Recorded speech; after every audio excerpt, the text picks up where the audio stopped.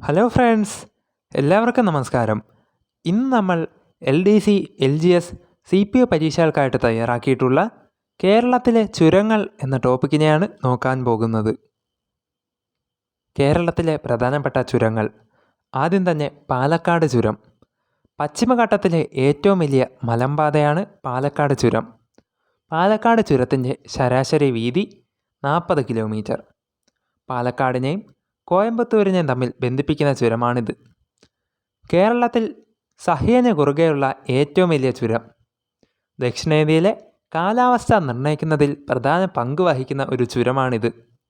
പാലക്കാട് ചുരത്തിലൂടെ കടന്നുപോകുന്ന ദേശീയപാത NH 544. പാലക്കാട് ചുരം കേരളത്തെ തമിഴ്നാട്ടിലെ കോയമ്പത്തൂരുമായിട്ട് യോജിപ്പിക്കുന്നു. രണ്ടാമതായിട്ട് പേരമ്പാടി ചുരം. കണ്ണൂരിനെയും കൂർഗിനെയും തമ്മിൽ ബന്ധിപ്പിക്കുന്ന ചുരമാണ് പേരമ്പാടി ചുരം. അടുത്തതായിട്ട് പാൽ ചുരം.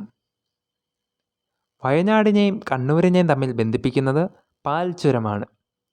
പെരിയ ചുരം. മാനന്തവാടിയെയും മൈസൂരിനെയും തമ്മിൽ ബന്ധിപ്പിക്കുന്ന ചുരമാണ് പെരിയ ചുരം. നാടുകാണി ചുരം.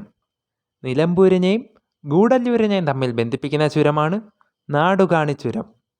നാടുകാണി ചുരം മലപ്പുറം ജില്ലയിൽ സ്ഥിതി ചെയ്യുന്നു.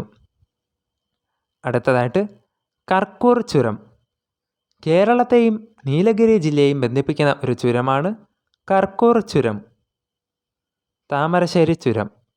കോഴിക്കോടിനെയും വയനാടുമായിട്ട് ബന്ധിപ്പിക്കുന്ന ചുരമാണ് താമരശ്ശേരി ചുരം.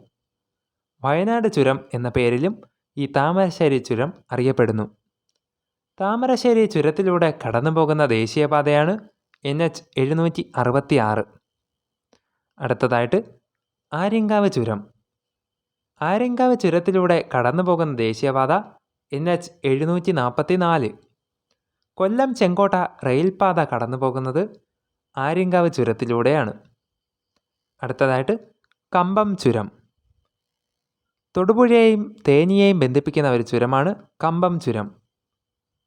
അടുത്തതായിട്ട് ബോഡി നായ്ക്കന്നൂർ ചുരം.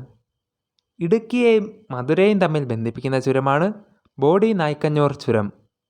ബോഡി നായ്ക്കന്നൂർ ചുരത്തിലൂടെ കടന്നു പോകുന്ന ദേശീയപാത NH 85.